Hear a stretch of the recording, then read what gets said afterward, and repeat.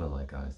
I thought I'd add something to that last video because the whole experience really fleshed out my understanding of dimensionality and multidimensionality and some of the factors in moving through the third and fourth to the fifth dimension.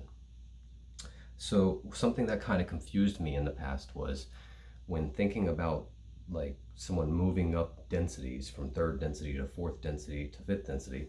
Well, when they describe third density, you know, as a scale from 3.0 to 4.0, whereas 3.5 and under are kind of the more materialistic, animalistic stuff, and 3.5 and up are the more virtuous human abilities and concepts, moving up to the spiritual, okay? But then when we hit 4.0, we're in the lower astral, same situation. Darkness, dark entities, negative emotions in the lower astral, above 4.5 or below, I mean. And then 4.5 to 5.0 to the fifth dimension, we have the upper astral where we have the reflections of the fifth dimension and light. So it kind of puzzled me because I was like, well, if someone is moving their physical vibration up from third density through the scale and their emotional and everything to where they're like 3.85, 3.9, like a lot of the collective is vibrating physically around 3.8, a lot of the ascending collective 3.9, then, you know, how would they jump into the lower astral next, you know? And some people have explained that like, well, you'll just be there for a brief time and then you'll bob up into that because you won't belong there. And I kind of accepted that, but it still seemed weird. Like, you know, you go from light to dark, but it does make some kind of sense going from light to dark to light because we see patterns like that in nature. But my new understanding of it, what this really showed me was, being that the fourth dimension, again, is more of a reflection, although you can live there if you want to specialize in that, it's more of a reflection of the fifth and the third, okay? Whereas the fifth is unity and the third is separation, and the fourth has both elements within it. So as I explained, the fourth dimensional body, when one's main consciousness is focused in the third density, their fourth dimensional astral body kind of just hovers around them in a sleep state. When one goes to sleep and dreams, they move into the main consciousness moves into that astral body, and this goes to sleep. And, you know, so what we really have is the fourth dimensional body is a kind of transitory body. And it would be a transitory body straight between the third and the fifth, except there's a veil stopping us from getting to the fifth until we can actually achieve full unity.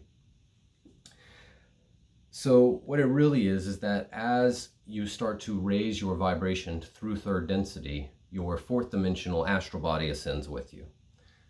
For example, so someone who is vibrating around 3.25, normally their average vibration, meaning they're caught in a lot of negative emotions, materialism, addictions, anger, greed, suffering, depression, apathy, whatever. Their astral body is going to reflect that. So they will have an astral body that resonates in the lower astral. Once they move up, or if we just take the example of someone vibrating around 3.85 physically, which is, you know, a spiritual person, someone that's on the ascension path, someone that's going to have released a lot of their negative emotions and be vibrating a good amount of the time in acceptance and love somewhat, hopefully, surrender, peace.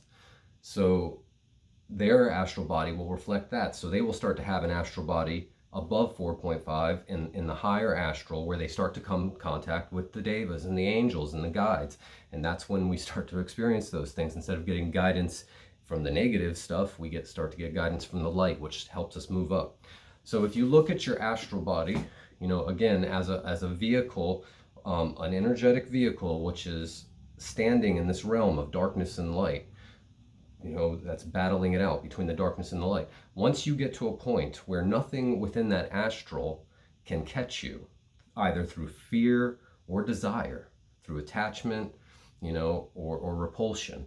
So whether that's you seeking the light, or being, you know, mesmerized by an angel, or even a being appearing to be an angel, and, you know, giving away your power, or whether you're enthralled or in fear or being controlled or manipulated by the dark, those things all bind you to the astral and maybe into the third dimension too, if you're having a third density experience like earthlings, you know.